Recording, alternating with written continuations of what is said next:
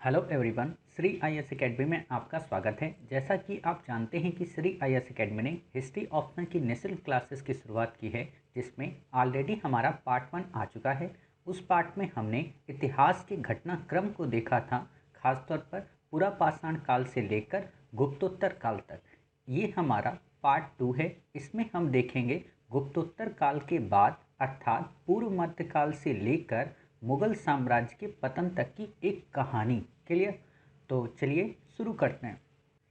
जैसा कि आप जानते हैं कि हमने अपने प्रीवियस पार्ट में गुप्तोत्तर काल तक की कहानी को कंप्लीट कर लिया था, अर्थात हमने ये देखा था कि किस प्रकार गुप्त साम्राज्य के बाद हूणों का आक्रमण होता है और उन हूणों ने स्थिति को ऐसा नाजुक कर दिया कि गुप्त साम्राज्य कई सारे छोटे छोटे क्षेत्रीय राजवंशों में डिवाइड हो गया, जिसे हम गुप्तोत्तर काल के अंतर्गत पढ़ते हैं। और यहीं से कई सारे हिस्टोरियन का मानना होता है कि वास्तव में उत्तर भारत की जो राजनीति थी वो विखंडित राजतंत्र का शिकार हो गई। विखंडित का क्या मतलब होता है? विखंडित का मतलब ये होता है कि पहले एक साम्राज्य था, लेकिन अब वो कई छोटे छोटे सामंतों के अंतर्गत या उनके प्रभुत्व के अंतर्गत आ गया। क्लियर? बाकी डिटेल से जब हम गुप्तोत्तर काल के टॉपिक को एंसेंट इंडिया में पढ़ रहे होंगे तो उसे वहाँ कंप्लीट करेंगे। क्लियर? फिर देखते हैं कि पूर्व मध्यकाल की स्थिति क्या थी। पूर्व मध्यकाल का सामान्य सा मतलब ये है कि जो हमने शुरू में इतिहास के विभाजन को पढ़ा था कि प्राचीन भारत, मध्यकालीन भारत और आधुनिक भारत, तो उसी मध्यकालीन भारत के पहले की जो छोटी सी स्थिति है या पहले का जो ट्रांजिशन का फेज है, अर्थात जिसको हम संक्रमण का क्षेत्र कहते हैं। अब आप में से कई सारे लोगों ने जो हमारी एनवायरनमेंट की सीरीज पढ़ते हो तो वहाँ पर आपने संक्रमिका और संक्रामण क्षेत्र को पढ़ा होगा। उस संक्रमण के क्षेत्र का मतलब ही था यहाँ पे कि कुछ फीचर जो थे वो प्राचीन भारत के थे और कुछ फीचर जो थे वो मध्यकाल के थे। ऐसा क्यों? क्योंकि आपको पता होना चाहिए गुप्त काल के बाद अर्थात लगभग 700 एडी के आसपास या 600 एडी से 700 एडी के मध्य में आप जानते हो कि 712 में किसका आक्रमण होता है? अरबों का आक्रमण होता है। और उन अरबों में कौन था? मोहम्मद बिन कासिम। क्लियर? तो ये माना जाता है कि वास्तव में पूर्व मध्यकाल की शुरुआत वहाँ से हो चुकी थी। क्लियर? इसी समय आप देखोगे कई सारे जो क्षेत्रीय राजवंश थे जिनकी मैं बात कर रहा था कि गुप्तों के पतन के बाद कई सारे सामंतों ने अपना छोटा छोटा क्षेत्रीय राजवंश की उत्पत्ति कर ली थी। तो उन राजवंशों में गुर्जर प्रतिहार, गहरवाल, चौहान वंश, आप देखोगे कि यही चौहान वंश इसी के राजा पृथ्वीराज चौहान 1191 और 1192 में दो लड़ाइयाँ लड़ते हैं। तराइन की लड़ाइयाँ, जिसमें एक में वो विजयी होते हैं, दूसरे में पराजित हो जाते हैं। और वहीं से दिल्ली पूर्व मध्यकाल की स्थिति में इन क्षेत्रीय राजवंशों की पूर्णतया समाप्ति होती है और फिर शुरू होता है क्या? बताइए। मोहम्मद गौरी के नेतृत्व में गुलाम वंश, खिलजी वंश, लोदी वंश, इन सब की कहानियाँ। क्लियर? आप देखोगे कि इन्हीं क्षेत्रीय राजवंशों में जेजाग भुक्ती के चंदेल थे, मालवा के परमार थे, गुजरात के चालुक्य या अहिनवाल थे। अन्य कई छोटे छोटे वंश थे, जैसे बंगाल में पाल वंश था, सेन वंश था, शाही वंश था। कश्मीर में कई राजवंश थे, कारकोट वंश, उत्पल वंश और लोहार वंश। आपको बस यहाँ पे इनको देखना है कि अच्छा इतने टॉपिक हमें कवर करने हैं कि मालवा के परमार को हमें कंप्लीट करना है, हमें बंगाल के पाल वंश को कंप्लीट करना है। बाकी हम डिटेल में आपको ऑलरेडी पता है कि जब एंसेंट इंडिया पढ़ रहे होंगे तो वहाँ पर कवर कर लेंगे। अभी हम बस आपके माइंड में एक हुकिंग कर रहे हैं ताकि जब आप हमारे साथ वहाँ पे पढ़ें तो आपको ये सारी चीज़ें टैग हो जाएं। क्लियर? अब बात आती है कि भारत पर अरबों का आक्रमण 712 एडी में होता है और ये वास्तव में शुरुआत होती है पूर्व मध्यकाल की, अर्थात इसके बाद फिर तुर्कों के आक्रमण होते हैं, जिसमें महमूद गजनवी ने 1009 से 1027 के मध्य तक लगभग 17 बार आक्रमण किया था। समझ गए? अब यहाँ पर जब मैं आपसे कहता हूँ कि आप इतिहास के बारे में जब पढ़ते हो तो वहाँ से कुछ पर्सनैलिटीज़ के बारे में या उनके स्ट्रगल के बारे में सीखते हो तो वास्तव में महमूद गजनवी को आप जो भी संज्ञा देना चाहें दे सकते हैं। लेकिन अपने को मोटिवेट करने के लिए आप ये सोचो कि 17 बार कोई व्यक्ति आक्रमण कर रहा है, अर्थात जब आपको 5 से 6 अटेम्प्ट मिलते हैं तो उन अटेम्प्ट में आपको कितनी मेहनत करनी है, बिना थके बिना हारे किस तरीके से डटे रहना है। क्यों? क्योंकि कभी ना कभी तो आप सफल होगे ही होगे। जब वो 17 अटेम्प्ट कर सकता है तो आप 6 अटेम्प्ट क्यों नहीं? क्लियर। उसके बाद आता है गौरी वंश। गौरी वंश वास्तव में 1191 से 1192 के मध्य 2 तराइन की लड़ाइयों में विजित होकर भारत में मध्यकाल की एक पृष्ठभूमि की शुरुआत कर देते हैं। क्लियर। तो आपने इतनी सारी चीज़ें देखी। कई बार क्या होता है कि प्रीलिम के एग्ज़ाम में आपको क्रम लगाने को दे दिया जाता है कि भारत में अरबों का आक्रमण पहले हुआ था, कि तुर्कों का आक्रमण हुआ था, कि गौरी वंश का आक्रमण हुआ था। तो आप यहाँ पे समझ सकते हो कि अरब भारत में पहले आए थे। क्लियर। फिर बात आती है दक्षिण भारत में इस समय की क्या स्थिति थी, अर्थात 800 से लेकर 1200 एडी के टाइम पीरियड पर दक्षिण भारत का क्या स्वरूप था। तो वहाँ पर भी कई सारे राजवंश उभर कर आए, चाहे वो राष्ट्रकूट हों, चाहे वो वाकाटक हों, चाहे वो बादामी के चालुक्य हों, या फिर कल्याणी के चालुक्य हों, या फिर पल्लव राजवंश हों, और या फिर चोल जैसा एक वृहद साम्राज्य हो। अर्थात इन सब के बारे में भी हम डिटेल में अध्ययन करेंगे। क्लियर। तो इस तरीके से आपने देख लिया कि पूर्व मध्यकाल के अंदर हमें क्या क्या पढ़ना होता है। और अभी आपने देखा था कि तराइन का जब द्वितीय युद्ध होता है और उसमें जब मोहम्मद गौरी विजय हो जाता है तो वापस वो अपने देश को चला जाता है, किंतु अपने कई सारे दासों को भारत में छोड़ देता है और उन्हें बेसिकली किसी न किसी सत्ता के अधीन कर देता है। उन्हीं सत्ताओं ने मिलकर कई सारी सल्तनत का निर्माण किया। सल्तनत बेसिकली एक छोटा शब्द है साम्राज्य का। क्लियर। साम्राज्य का मतलब होता है बृहद स्वरूप, सल्तनत का मतलब होता है छोटा स्वरूप, और उस सल्तनत का मतलब ये होता है कि उसमें कई प्रकार के वंश थे, अर्थात उन वंशों ने लड़ झगड़ कर उस पूरी कहानी को गढ़ा। क्लियर। उसी कहानी का नाम था दिल्ली सल्तनत, अर्थात 1206 से 1526 के मध्य की जो टाइमलाइन है वो दिल्ली सल्तनत के अंतर्गत आती है। अब आप में से कई सारे लोग सोच रहे होंगे कि सर क्या हमें ये डेट याद रखनी है? तो डेट आपको याद तो नहीं रखनी है, अपितु तो आपको ध्यान में रखना है। क्यों? क्योंकि हो सकता है कभी भी प्रीलिम में ऐसे प्रश्न पूछ ले कि आप इनको क्रम में लगाइए, तुगलक वंश, खिलजी वंश, गुलाम वंश, लोदी वंश, तो वहाँ पे आप कंफ्यूज हो सकते हैं। इसीलिए हमने इनको क्रम में रखा। या फिर आपसे ये भी प्रश्न पूछा जा सकता है कि दिल्ली सल्तनत के 5 वंशों में सबसे ज़्यादा जो टाइम पीरियड था वो किस वंश का था। क्लियर। और अगर आपको ये पता होगा तो आप अच्छे से अपना उत्तर लिख सकते हैं। समझ गए? तो देखते हैं गुलाम वंश। गुलाम वंश बेसिकली 1206 से 1287 के टाइम पीरियड को माना जाता है। इसमें कुतुबुद्दीन ऐबक, इल्तुतमिश, रजिया सुल्तान, ये कई सारे आपको शासक मिलेंगे जिन्होंने उस समय आरंभिक भारत में शासन की शुरुआत की। ये सब के सब इनको गुलाम क्यों कहा जाता था? गुलाम इसलिए कहा जाता था क्योंकि ये मोहम्मद गौरी के गुलाम थे या उनके दास थे, और उन दासों को ही मोहम्मद गौरी ने भारत में शासन करने की अनुमति दी। क्लियर। अब ऐसा नहीं है कि सभी दासों को वो दे देता था, उन्हीं दासों को दिया जो उसके कृपा पात्र या उसके विश्वासी थे। क्लियर।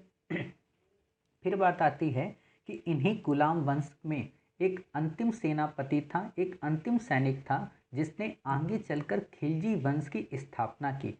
क्यों की, कब की, कैसे की, किस तरीके से की, ये सब हम डिटेल में पढ़ेंगे जब मध्यकालीन भारत को 1 अप्रैल से पढ़ने की शुरुआत करेंगे। अभी बस आपको इस टाइमलाइन को देखना है। क्लियर। फिर बात आती है तुगलक वंश। तुगलक वंश का क्या मतलब? तुगलक वंश खिलजी वंश से ही उपजा हुआ था।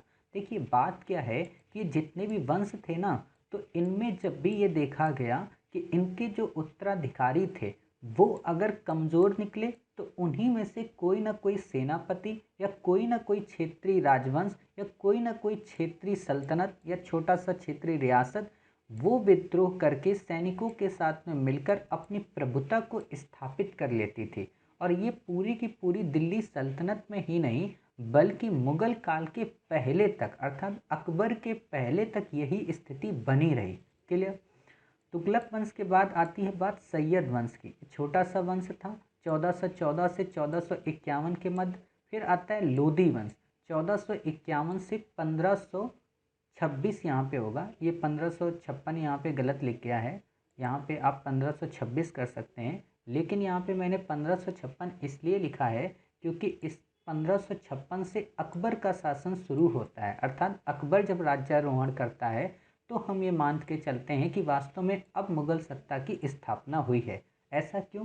क्योंकि ऑलरेडी 1526 में बाबर के द्वारा पानीपत की लड़ाई जीत ली जाती है। उसके बाद हुमायूं शासन करता है, लेकिन हुमायूं का सामना जब शेरशाह सूरी से होता है तो 1546 तक या 1542 तक हुमायूं का जो टाइम पीरियड है वो इंडिया में नहीं होता। क्लियर। तो इसलिए हमने एक बड़ी टाइमलाइन को समझने के लिए, क्योंकि फिर से लोधी वंश की सत्ता स्थापित होती है शेरशाह सूरी के रूप में इसलिए हमने यहाँ पे 1556 की डेट को मेंशन किया है। क्लियर। आप यहाँ पे 1526 कर सकते हैं, ये आप अपनी सुविधा अनुसार। क्लियर। फिर बात आती है कि जब हम ये लोधी वंश वगैरह देख लेते हैं तो इसी समय कई सारे क्षेत्रीय राजवंश होते हैं। देखो, क्षेत्रीय राजवंशों की ये जो परंपरा है ना, ये कई वर्षों से बनी रही। ऐसा नहीं है कि इसकी उत्पत्ति केवल एंशियंट टाइम पीरियड में हुई या प्री मेडवल इंडिया में हुई या फिर मेडवल इंडिया में हुई। ये न केवल आपको मेडवल या प्री मेडवल या एंशियंट में मिलेगी, बल्कि जब आप मॉडर्न इंडिया पढ़ोगे तो वहाँ पर भी कई सारे क्षेत्रीय राजवंश मिलते हैं। होता क्या था कि कोई भी बड़ी सत्ता जब वो किसी केंद्र के अधीन होती थी और उस केंद्र का नेतृत्व अगर कमज़ोर हो जाए, जैसे आज भी बात करते हैं ना कि इंडिया में अगर लीडर अगर कमज़ोर हो जाए, इंडिया की यूनिटी को अगर इंडिया का अगर कोई नेतृत्व है या नेता है अगर वो कमज़ोर हो जाए, उसकी सेना कमज़ोर हो जाए, तो क्या होगा? कई सारे इंडिया बनकर तैयार हो जाएंगे। अर्थात क्षेत्रीय जो एकता की मांग है या जो क्षेत्रीय अलगाववाद की जो मांग है वो प्रबल हो जाएगी। लेकिन हमारे यहाँ की सिक्योरिटी, हमारे यहाँ के लीडर का जो मैनेजमेंट है वो काफ़ी अच्छा है, इसलिए क्षेत्रीय राजवंश नहीं उभर पाते। समझ गए? नहीं तो हर एक स्टेट अपने आप को अलग डिमांड करेगा। क्लियर। लेकिन यही चीज़ उस समय के राजवंशी परंपरा में होती थी। क्यों? क्योंकि राजवंश का अगर कोई नेता मर गया या राजा कोई मर गया और पुत्र अगर उसका इतना योग्य नहीं है जो इतने बड़े बृहद शासन को संभाल सके, तो ये जरूर हो जाता था कि वो जो क्षेत्रीय प्रांतीय जो प्रशासक होते थे वो अपने आप को स्वायत्त क्षेत्र के रूप में डिक्लेयर कर लेते थे। स्वायत्त का क्या मतलब है? स्वायत्त का मतलब ये होता है कि हम अपने आंतरिक सभी मामलों में स्वतंत्र हैं, लेकिन बाहर के जो 3 मामले हैं, विदेशी संबंध, कम्युनिकेशन अर्थात संचार, और साथ ही जो ट्रांसपोर्टेशन है उसका डिसीजन आप करेंगे। क्लियर। लेकिन ये चीज़ें बहुत कम देखने को मिलती थी। फिर बात आती है, आप इन्हीं में से जो प्रांतीय राजवंश देखते हो तो बंगाल आता है, कश्मीर आता है, जौनपुर, मालवा, ये कई सारे क्षेत्र फिर से उभरते हैं। आप मेवाड़ को देखोगे, मारवाड़ को देखोगे। मारवाड़ वास्तव में आज का जोधपुर है। गुजरात के बारे में देखोगे, खानदेश को देखोगे ताप्ती नदी के किनारे। बहमनी साम्राज्य जो साउथ में मिलेगा आपको 1337 से 1527 एडी के मध्य। आप देखोगे ना कि जब बाबर आता है और वो बाबरनामा जब उसमें अपनी पुस्तक में बताता तो है कि कैसे उसी के समकालीन कृष्णदेव राव का शासन चल रहा था। विजयनगर साम्राज्य की चर्चा की जाती है, यानी कि 1336 से 1650 एडी के मध्य की कहानी की भी चर्चा की जाती है। समझ गए? आप फिर देखोगे कि जब मुगल सत्ता काफ़ी मजबूत हो जाती है अकबर के टाइम पीरियड के बाद, तो बहमनी राजवंश के कई सारे क्षेत्रों को, विजयनगर साम्राज्य के विखंडन के बाद कई सारे राज्यों को मुगल सत्ता अपने में मिला लेती है और ये औरंगजेब तक आते आते लगभग कार्य पूर्ण होने की स्थिति में आ जाता है। समझ गए?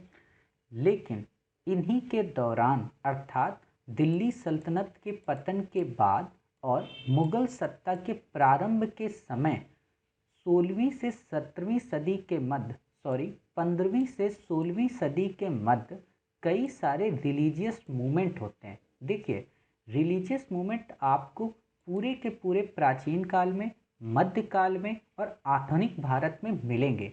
इसका रीजन ये था कि जब कोई ना कोई सत्ता आती थी तो वो अपनी संस्कृति को थोपने का प्रयत्न करती थी। तो अपनी उस संस्कृति से बचने के लिए आंतरिक रूप से सुधार की डिमांड हो जाती थी और उन्हीं डिमांड्स में से कभी भक्ति आंदोलन उभर कर आता था, तो कभी बौद्ध और जैन आंदोलन उभर कर आए, तो कभी आप सामाजिक और धार्मिक जागरण के रूप में देखोगे, खासतौर पर 18वीं सदी के दौर में जब अंग्रेजों का शासन यहाँ पे हुआ करता था। समझ गए? तो ये आंदोलन हर बार किसी न किसी व्यवस्था के द्योतक होते थे, अर्थात उस व्यवस्था के रीति रिवाज और परंपरा को चुनौती देने के लिए और भारत की प्राचीन समृद्ध संस्कृति को विरासत के रूप में बनाए रखने के लिए ऐसे आंदोलनों की प्रासंगिकताएं बढ़ जाती थी। क्लियर? बाकी डिटेल में तो हम पढ़ेंगे ही अपनी क्लास में। उसी समय आप देखोगे कि इस्लाम के दो स्वरूप होते थे। एक तो होता था इस्लाम जो कट्टर था पूरी तरीके से, दूसरा इस्लाम जो उदार था, जिसमें सूफीवाद का मैकेनिज़्म था। आप सूफी मत को ऐसे समझ सकते हो कि जैसे जब कट्टर ब्राह्मणवादी जो विचारधाराएं थी या कई सारे ब्राह्मण जो ग्रंथ थे, उनका प्रत्युत्तर देने के लिए जब उपनिषदों ने अपनी जगह बना ली, या उनका प्रत्युत्तर देने के लिए जब कई प्रकार के छोटे छोटे धार्मिक संप्रदायों ने प्रत्युत्तर देने की जगह बना ली, तो उनकी जटिल मानसिकता या उनके जटिल कर्मकांडों को तिलांजलि होने लगी। उसी तरीके से सूफी मत इस्लाम का एक सरल रूप प्रस्तुत करता था, अर्थात इस्लाम का एक उदार रूप प्रस्तुत करता था, ताकि लोगों को इस्लाम के प्रति एक सही समझ डेवलप हो सके। वो ये बताता था कि हदीस की शिक्षाएं क्या हैं, वास्तव में कुरान है क्या, एक राज्य का क्या कर्तव्य होना चाहिए और राजा को किस प्रकार अपने शासन को चलाना चाहिए। ये सारी चीज़ें इस्लाम के अनुरूप सूफी मत में बात की जाती थी। वो न केवल इस्लाम के, आप कह सकते हो कि कट्टरवादिता का बखान, उसका विरोध करते थे, बल्कि एक नई दिशा के तहत इस्लाम को गढ़ने का प्रयास करते थे, जिसमें संगीत भी होता था, जिसमें नृत्य भी होता था, जिसमें रहस्य भी होता था और जिसमें सिद्धियां भी होती थी। अर्थात उनका जो संवाद था या उनकी जो प्रक्रिया थी, वो वास्तव में एक तरीके से भक्ति आंदोलन से ही संबद्ध थी, अर्थात भारत के वातावरण के अनुकूल ही सूफी आंदोलन था। क्लियर? फिर बात आती है मुगल साम्राज्य की। आप जानते हो कि पानीपत के प्रथम युद्ध में इब्राहिम लोदी और बाबर के मध्य पहला लड़ाई होती है। उस पहली लड़ाई में बाबर जीत जाता है। बाबर क्यों जीत जाता है? बाबर भारत क्यों आया था? क्या बाबर साम्राज्य की स्थापना करना चाहता था? इन सारे प्रश्नों का उत्तर हम मध्यकालीन भारत में पढ़ेंगे। लेकिन बाबर के आने के बाद, बाबर का इंडिया में मन लगने के बाद, उसने फारस को छोड़ दिया और वो ये सोच लिया कि इस देश में ही हमारी पूरी जन्नत है। अर्थात उसने अपनी पुस्तक में काफ़ी अच्छा इंडिया की डाइवर्सिटी को, इंडिया की यूनिटी को, इंडिया के रिलीजन को रिप्रेजेंट करने का कार्य किया है। उसने बताया है कि अगर हमें इंडिया को जीतना है, अगर हमें इंडिया में अपने साम्राज्य की आयु को लंबी रखना है, तो हमें इंडिया के कल्चर का सम्मान करना पड़ेगा। उसने लिखा है कि इंडिया के कल्चर का जो भी साम्राज्य या जो भी राजतंत्र सम्मान नहीं करेगा, वो पतन का अवश्यंभावी कारण बनेगा। और यही सीख वो अपने बेटे हुमायूं को देता है कि जब तुम इंडिया में शासन करना, तो इंडिया की जो डाइवर्सिटी है उसको हमेशा संजोए रखना, क्योंकि ये एक ऐसा देश है जहाँ की सस्य श्यामल धरती पर कोई भी साम्राज्य तभी तक स्थायित्व पा सकता है जब वो इन सब के साथ मेल जोल बना कर रखे। और इसी चीज़ को आप देखोगे, चाहे हुमायूं हो, चाहे अकबर हो, चाहे शाहजहां हो, चाहे जहांगीर हो, उन्होंने सजाने का प्रयास किया। अर्थात आप कई बार एक स्टेटमेंट सुनते हो कि शाहजहां अगर भवन बनाता था तो अकबर भारत का निर्माण करता था। अर्थात शाहजहां ने अगर केवल स्थापत्य को जगह दी तो अकबर ने उस स्थापत्य में भारत की विविध शैलियों का संचयन किया। अर्थात उसने उन शैलियों का संकलन करके एक ऐसा गुणसूत्र बनाया जिसके बेस पर एक भारत की नींव को प्रबल रखा जा सकता था। समझ गए? तो आप ये देख सकते हो, आपको आप में से कई सारे लोगों को एक छोटी सी यहाँ पे इंटरेस्टिंग स्टोरी नहीं पता होगी कि आखिरकार हुमायूं का नाम हुमायूं क्यों था। हुमायूं का मतलब होता है जिसकी आयु लंबी हो। अर्थात एक बार क्या हुआ कि हुमायूं काफ़ी बीमार था, काफ़ी ज़्यादा बीमार था, थोड़े सी मतलब बालपन की उम्र में।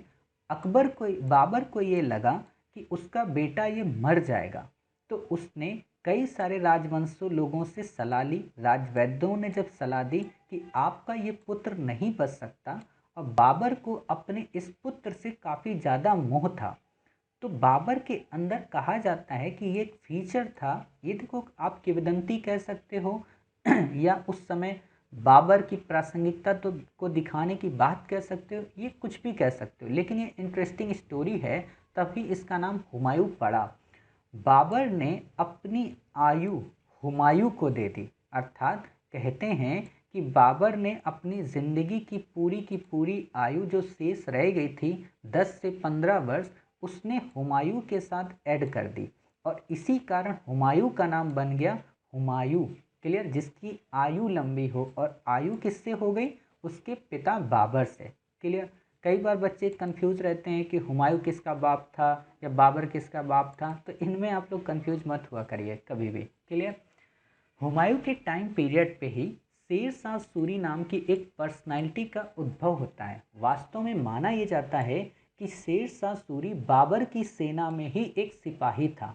उसने जब देखा कि हुमायूं इतना परिपक्व नहीं है या हुमायूं इतना तेज तर्रार नहीं है अपने पिता की भांति, तो हम क्यों ना अपनी महत्वाकांक्षा प्रवृत्ति को प्रबल करके इस राजवंश की स्थापना करें। इसीलिए वो सूरी वंश की स्थापना करता है और इसे माना जाता है कि ये द्वितीय सैयद वंश था, अर्थात द्वितीय लोदी वंश था। इसीलिए मैंने वहाँ पे 1556 की टाइमलाइन को ऐड किया।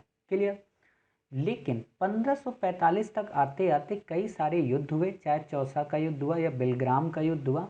उन युद्धों के बाद शेर शाह सूरी की स्थिति कमज़ोर हो जाती है, या आप कहें शेर शाह सूरी मृत्यु का शिकार हो जाता है। माना जाता है कि एक किले में इसने बम से जब उस पर हमला किया, तोप से, तो वास्तव में उस तोप का गोला इसी के पास रिटर्न होकर आ गया, जिस कारण ये उसमें मर गया। वो शायद शेरगढ़ का किला था, ऐसे ही कोई उसमें नाम आपको देखने को मिलेगा। इतने तथ्य आपको याद नहीं रखने की ज़रूरत है, मैं बस स्टोरी बता रहा हूँ, क्योंकि स्टोरी देखिए होता क्या है कि जब हम तथ्य रटते हैं तो हम इतिहास से दूर हो जाते हैं। इसीलिए इतिहास को आप तथ्यात्मक ना रचकर कहानियों की तरह पढ़ें कि हाँ शेरशाह के साथ ऐसी घटना हुई थी, बस उनको रटने दीजिए जिनको प्रीलिम पीसीएस का एग्ज़ाम देना है। यूपीएससी के प्रीलिम में आपसे नहीं पूछेगा कि शेरशाह की मृत्यु क्यों हुई थी। क्लियर? या किस किले के कारण हुई, किस किले पर हमला करने के कारण हुई। समझ गए? फिर बात आती है अकबर की।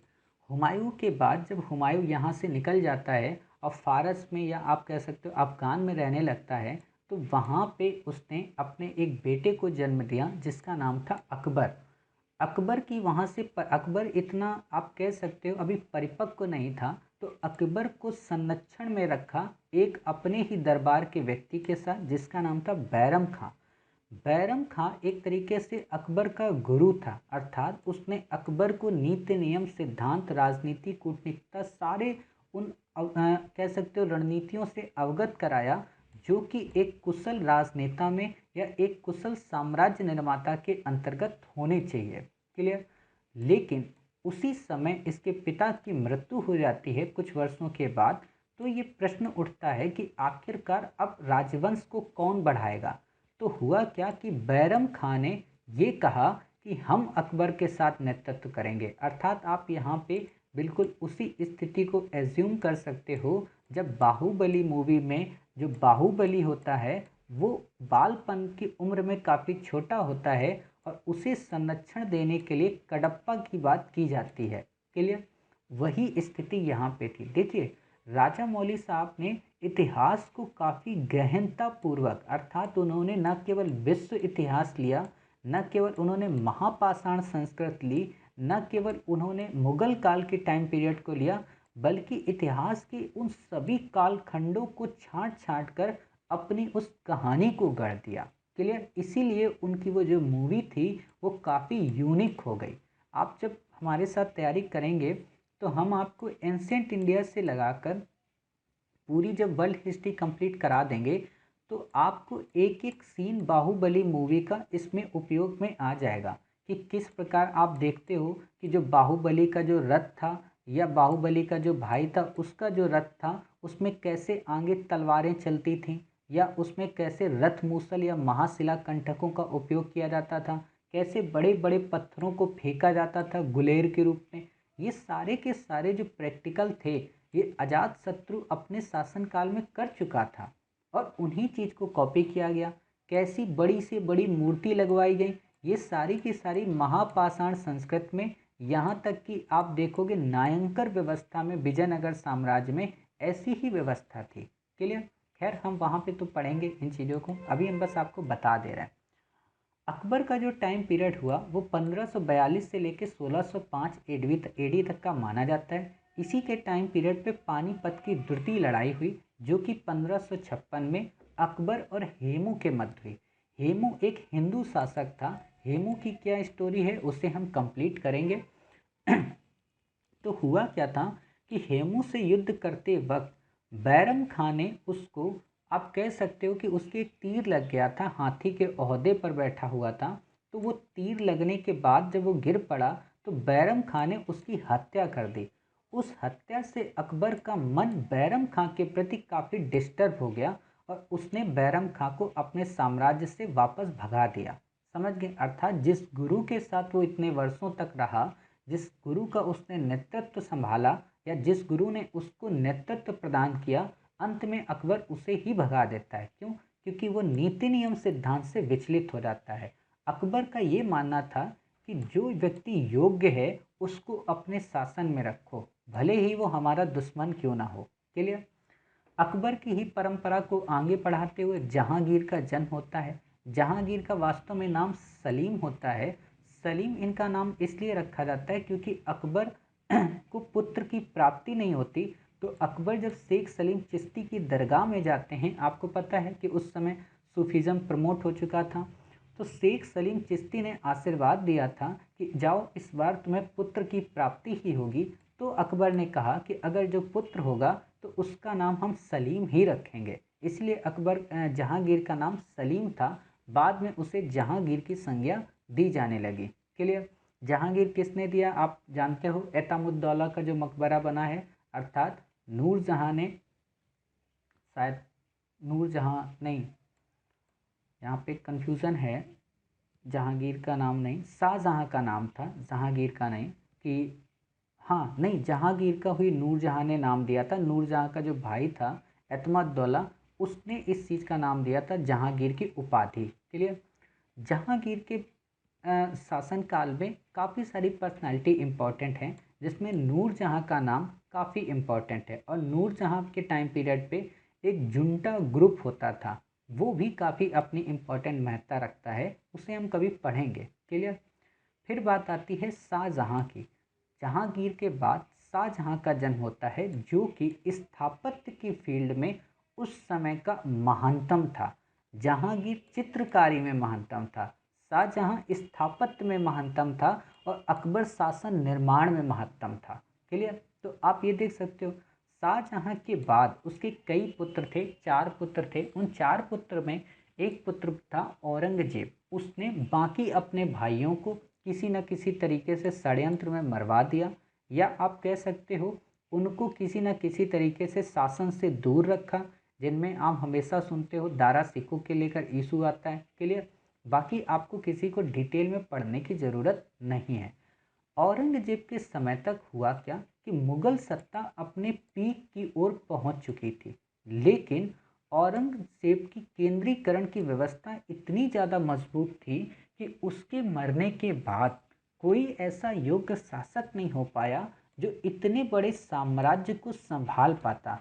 जैसे आपने देखा था कि चंद्रगुप्त मौर्य के बाद बिंदुसार ने कैसे एक बड़े साम्राज्य को नेतृत्व दिया, कैसे अशोक ने उसे स्थायित्व प्रदान किया, लेकिन अशोक के बाद के जो राजवंश के लोग थे, अर्थात अशोक के जो उत्तराधिकारी थे, उन्होंने शासन की गतिशीलता को स्थायित्व नहीं दे पाए और एक बहुत बड़े मौर्य साम्राज्य पतन का शिकार हो गया। वही चीज़ यहाँ पर हुई। क्या रीजन थे, औरंगजेब की कौन सी नीतियाँ थीं, वो कितनी जिम्मेदार थीं, स्वयं औरंगजेब कितना जिम्मेदार था, ये हम डिटेल में पढ़ेंगे मेडिवल इंडिया में। क्लियर। फिर बात आती है कई सारे विदेशी यात्रियों की, चाहे वो विजयनगर साम्राज्य में आए हों, चाहे वो अरबी कई सारे यात्री हों, आप अलबरूनी को देखते हो, या कई सारे अन्य यात्री जो किसी न किसी कारणवश भारत में आए, भारत के उन्होंने कालक्रम को देखा, भारत की घटनाओं का उन्होंने अध्ययन किया और भारत के बारे में अपने यात्रा वृत्तांतों में वर्णन किया, जिससे आज हमें उस समय के समाज, अर्थात जब हम दरबारी कवियों को या दरबारी लेखकों को पढ़ते हैं तो उनको काउंटर करने के लिए हम कई सारे विदेशी यात्रियों की मदद ले लेते हैं, जो कि हमारे लिए काफ़ी उपयोगी हो जाता है। समझ गए। आप निकोलस कॉन्टी को देखते हो, आप ट्रेवेनियर को देखते हो, आप बर्नियर को देखते हो, आप देख सकते हो अब्दुल रज्जाक को देख सकते हो, आप इब्न बतूता को देख सकते हो। इन सबको हम जब पढ़ते हैं, मार्को पोलो को देख सकते हो, तो इनकी रचनाओं से हमें